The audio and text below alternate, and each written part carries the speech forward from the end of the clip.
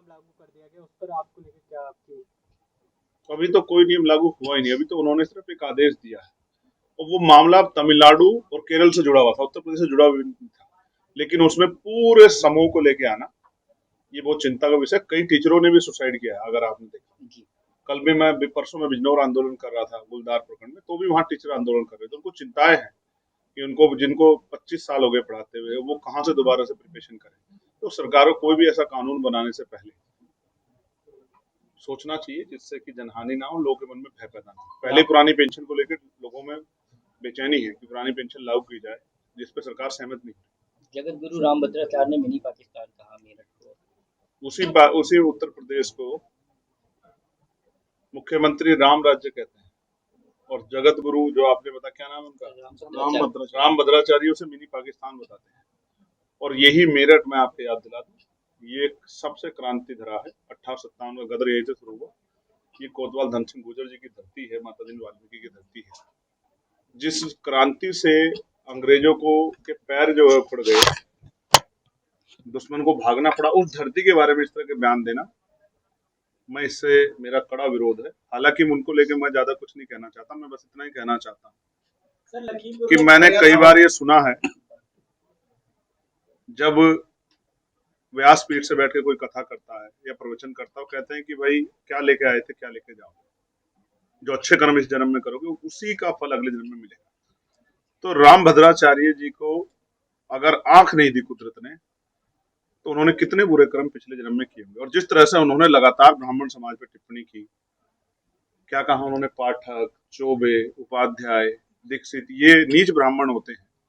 जिस तरह से ब्राह्मण समाज पे लगातार उन्होंने जो है इस तरह के आपत्तिजनक शब्द किए, किसान कमेरों पे, उनके नेताओं पे उन्होंने एक बार कहा था कि मरे मुलायम काशीराम प्रेम से बोलो। जिस तरह दलित पिछड़ों का मजाक उड़ाते, ऐसे व्यक्ति को मैं संत नहीं मानता, ऐसे व्यक्ति को मैं पाखंडी मानता। देखिए, मैं आपको स्पष्ट कर दूं, अगर कानून व्यवस्था अच्छी होगी तो कोई पशु तस्कर किसी नौजवान की हत्या नहीं करता। कानून व्यवस्था दम तोड़ चुकी है। आप किसी जिले का हाल देख लो, कोई पूछने वाला नहीं है। नेपाल जैसा आक्रोश भारत की जनता में है, और उत्तर प्रदेश में तो बहुत बुरा हाल है। आप कहीं चले जाओ, जहां किसानी खेती का समूह है, वहां लाइनें लग रही है, 15-15 दिन तक डीएपी नहीं मिल रहा है, और वो खाना लेके बैठे हैं, और लाठियां लग रही हैं। नोटबंदी भी देश ने देखी, तब भी जनता ने सब कुछ सहा।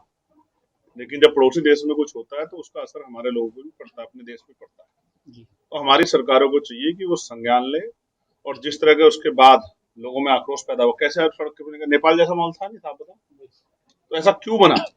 क्योंकि लोगों का कानून व्यवस्था पे से, सरकार पे से विश्वास हट गया। सरकार के जितने भी कार्य हैं उनमें कहीं ना कहीं राजनीति नजर आती है। मुख्यमंत्री के किसी भाषण में रोजगार की बात नहीं होगी, महंगाई पे बात नहीं होगी, स्वास्थ्य सेवाएं पे बात नहीं होगी, एजुकेशन पे बात नहीं होगी। सारी बातें धर्म के आधार पे होंगी। उनका एक एजेंडा है कि लोग बुनियादी सवाल न करते, उधर की चर्चा को वो लगा कर रखना चाहते हैं। उनके राज में जब वो 8वें साल में मुख्यमंत्री हैं, वो जनता को बताएं कि क्यों दीपक गुप्ता की हत्या हुई। मैं तो दीपक गुप्ता, क्योंकि वो गोरखपुर में हुआ है और मुख्यमंत्री वहां 10 दिन रहते हैं, उनका गृह क्षेत्र है, तो इस हत्या के दोषी मुख्यमंत्री उत्तर प्रदेश हैं।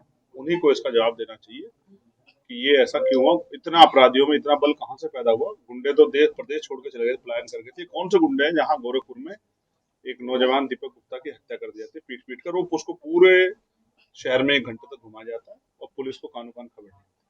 उनकी वजह से तो सब लोगों को प्रोटेक्शन मिला है।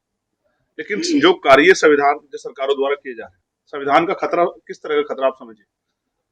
सरकारी सिस्टम, कितनी ही संस्थाओं का राष्ट्रीयकरण हुआ, चाहे वो बैंक्स हो, चाहे वो एयरलाइंस हो, और वो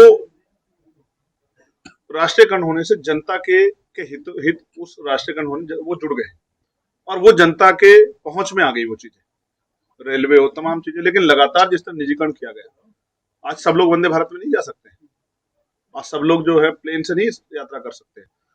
तो आप इस तरह समझिए कि जब सरकारी संस्थानों पर हमला होता है, जब वोट की चोरी होती है, जब ईवीएम पे सवाल खड़े होते हैं, चुनाव आयोग पे सवाल खड़े होते हैं, लोकतंत्र की हत्या होती है। आपको पिछला त्रिस्तरीय पंचायत चुनाव में याद दिलाओ, विपक्ष का कोई व्यक्ति ब्लॉक प्रमुखी या जिला पंचायत अध्यक्ष का नॉमिनेशन भी नहीं कर पाया। एमएलसी के चुनाव में क्या हुआ, बड़े बड़े नेताओं को पीटा गया। ये लोकतंत्र की हत्या, संविधान की हत्या तो है। जब सरकार संविधान के विरोध में, जब किसी मौर्य को, किसी पटेल को, किसी यादव को, किसी दलित को व्यास का तरह पीट करने में पीटा जाए, ये संविधान की हत्या ही है। संविधान की हत्या के लिए संविधान को जलाने की जरूरत नहीं है। उसके जो विचार है, उसके जो मूल्य, अगर उनकी हत्या होती तो संविधान की हत्या है। क्या मानता भी आप पुलिस की मतलब टॉलरेंस की बात कर रहे थे, रोड़ी आप पुलिस से खुद ही पूछ लीजिए। सरकार कह रही गुंडा मुक्त सरकार है, बहन बेटियों का सम्मान हो रहा है, क्या मानते हैं? जी दोबारा पूछिए। सरकार कह रही गुंडा मुक्त सरकार है, बहन सरकार बेटियों तो का अगर सम्मान। गुंडा अपराध मुक्त सरकार है तो फिर दीपक गुप्ता की हत्या कैसे होगी गोरखपुर में? भैया, किसान परेशान है यूपी में, और छोटा पशुओं का भी बहुत देखिए, बड़ा- सरकार के लिए किसान का सवाल है ही नहीं। सरकार कितनी तरीके से परेशान है। पहले फसल लगाने जाता, डीएपी नहीं मिल रहा है, यूरिया नहीं मिल रहा है, कई कई दिन लाइन में लगना पड़ रहा है। फिर असमय आंधी तूफान, बारिश, ओला, और फिर प्राकृतिक मार।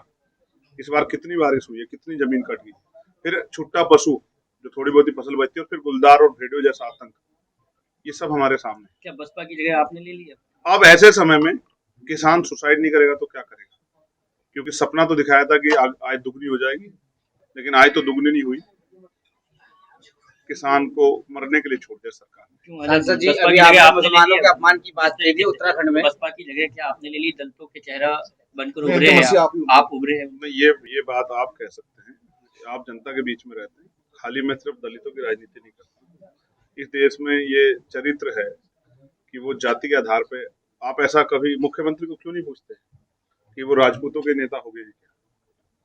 आप पाठक जी को क्यों नहीं पूछते कि क्या वो ब्राह्मणों के नेता हो गए क्या? लेकिन मैं क्या करूं, मेरी काबिलियत जो है, मेरी जाति इस पे हावी है, मेरी जाति मेरी काबिलियत पे हावी है, इसलिए मुझे आप दलितों का नेता साबित करना चाहते हैं। मैं एनआरसी में 28 दिन मुस्लिम भाइयों के लिए जेल रहा, वक्त पे मैं सबसे ज्यादा मजबूती से आंदोलन कर रहा, किसानों के लिए 13 महीने में प्रोटेस्ट में रहा, 69 शिक्षक भर्ती में 5 दिन उनके बीच में रहा, और अभी गुलदार के हमले से बचाने के लिए 2 दिन लोगों के लिए संघर्ष करता रहा। फिर भी अभी मुझे समय लगेगा आपको इस बात को समझने की मैं एक व्यक्ति हूँ, और जो लोग संविधान के मूल्यों के लोगों के लिए लड़ रहा है, सांसद जी जो आपके हर दलितों की- कमजोर वर्ग के लिए खड़ा है। और जनता, आज जो लोग आए हैं, जो मेरा परिवार है, वो इस बात को आपके सामने स्पष्ट करेगा गाजीपुर में किस भाजपा तरह की, कार्यकर्ता हत्या हुई। किस तरह का विश्वास पुलिस की पिटाई से मौत